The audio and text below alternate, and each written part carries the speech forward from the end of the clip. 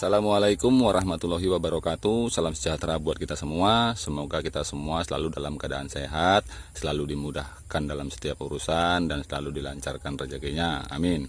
Jumpa lagi kawan dengan saya di channel Porang Batubara. Di video kali ini kawan, saya sedang berada di lahan porang saya, yaitu lahan porang yang pertama yang kemarin saya tanam menggunakan bibit umbi antara 200 sampai 500 gram per umbinya. Nah, sekarang kondisinya sudah seperti ini, sudah menguning, artinya porang ini sudah hampir memasuki masa dorman. Sudah banyak yang mengeriput batangnya dan sudah banyak yang menguning daunnya. Nah, tanaman porang ini kemarin saya tanam dengan jarak rapat, tergolong jarak rapat karena yang saya tanam adalah umbi. Nah, makanya tanaman ini sangat-sangat rapat dan jarak tanam itu adalah, nah, jadi seperti ini kawan. Ini adalah kondisi lahan porang saya yang saya tanam dengan jarak rapat, yaitu antara 30 cm, lebih kurang 30 cm untuk bibit umbi antara 200 sampai 500 gram per umbinya. Memang sebenarnya tergolong rapat, tapi kenapa ini saya lakukan? Saya menilai dengan jarak seperti ini banyak keuntungan yang saya dapatkan. Yang pertama, pemaksimalan lahan. Kalau umbi, saya kira dengan jarak 30 cm perkembangan umbi tidak akan mengganggu antara satu sama lain, karena yang saya perhatikan umbi itu tetap normal dia membesar. Seperti ini bisa kawan-kawan lihat, ini cukup tegang plastik karena dorongan daripada umbi daripada pohon ini. Nah, seperti itu rata-rata sudah tidak normal lagi bentuk daripada gulutan ini, sudah banyak benjol-benjol, artinya tanah itu naik didorong oleh umbinya si tanaman porang ini sendiri gitu. Jarak yang saya gunakan adalah, kalau kita ukur pakai jari, hanya 1 jengkal antara pohon ke pohon. Nah, seperti ini, 1 jengkal. Nah, seperti ini. Nah, 1 jengkal. Ini artinya tanaman tidak terpengaruh, tetap tumbuh subur seperti ini walaupun jarak rapat, daunnya sampai berdesakan seperti itu. Nah, tapi banyak keuntungan-keuntungan lain, termasuk keuntungan daripada katak yang saya hasilkan dari tanaman ini. Bisa kawan-kawan lihat, ini ada satu pohon yang sudah menguning, hampir dorman, ya sudah mengeriput, sudah kuning. Katak yang dihasilkannya itu seperti ini. Ini katak melingkar dari atas daun sampai ke bawah daun seperti cincin ini katak. Nah, bisa kawan-kawan lihat. Nah, seperti ini. Ini melingkar sampai ke bawah. Dan semuanya seperti itu. Ini tumbuhnya di bawah daun, melingkar. Nah, seperti ini. Melingkar, ini juga melingkar di bawah daun. Memang tidak semua, tapi kebanyakan dari tanaman porang saya ini katanya seperti itu. Saya tidak tahu pasti apakah karena pupuk dasar yang saya gunakan, yaitu pupuk dasar solid dan arang sekam, ataukah memang karena jarak rapat ini. Nah, seperti itu. Jadi keuntungan-keuntungan yang saya dapatkan cukup banyak dengan saya menanam umbi porang ini dengan jarak rapat. Pemaksimalan lahan, yang jelas pemaksimalan lahan. Kalau masalah hasil, ya tinggal tergantung pengolahan lahannya dan perawatan di saat dia tumbuh sampai panen, seperti itu.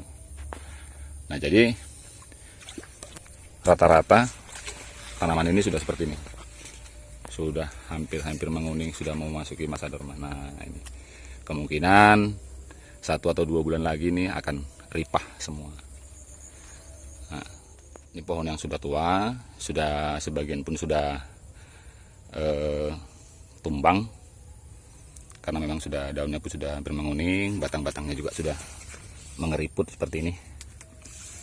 Dan ini padahal tanaman saya ini, kalau saya katakan cukup besar-besar batangnya, tapi tidak mengganggu antara tumbuhan yang satu dengan yang lain.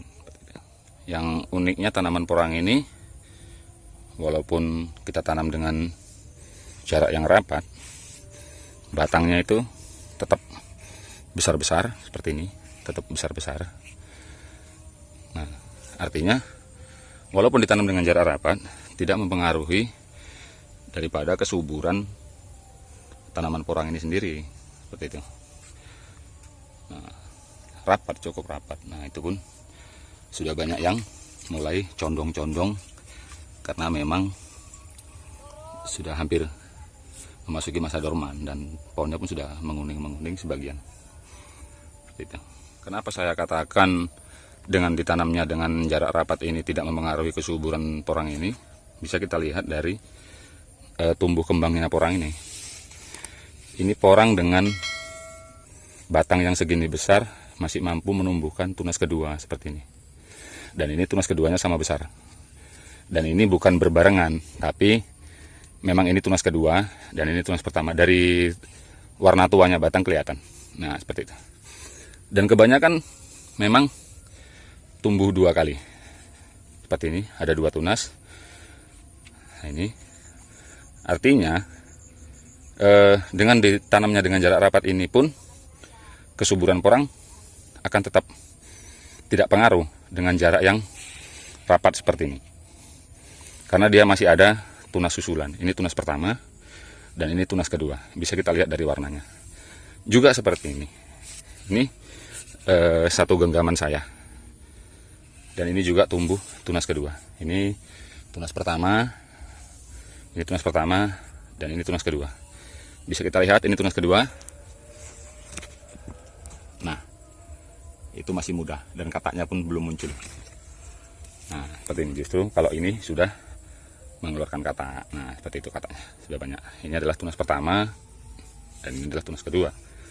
Maka saya bilang, walaupun ditanam dengan jarak rapat dengan bibit umbi, tidak mempengaruhi kesuburan dan tumbuh kembangnya porang ini sendiri. Rata-rata kebanyakan muncul tunas kedua walaupun batang lumayan besar. Nah, ini sudah ada yang mulai dorman. Nah, ini tunas pertama. Tunas pertama sudah dorman. Ini tunas kedua. Tunas kedua ini masih seger. Nah, kemungkinan yang seperti katakan tadi, kemungkinan adalah 1 sampai 2 bulan ke depan ini akan dorman semua, seperti itu. Nah, karena di sini kemarin 2 hari tanpa henti hujan turun, maka lahan saya sekarang berair seperti ini. Ya, walaupun tidak banyak, tapi ini air masuk ke lahan. Tapi nggak apa-apa, syukur alhamdulillah dapat memberikan kelembapan daripada tanaman porang saya ini. Nah, bisa kita lihat kondisinya sekarang. Nah, jadi kawan, itu saja informasi. Semoga banyak manfaat untuk kawan-kawan semua. Demikian video ini. Assalamualaikum warahmatullahi wabarakatuh.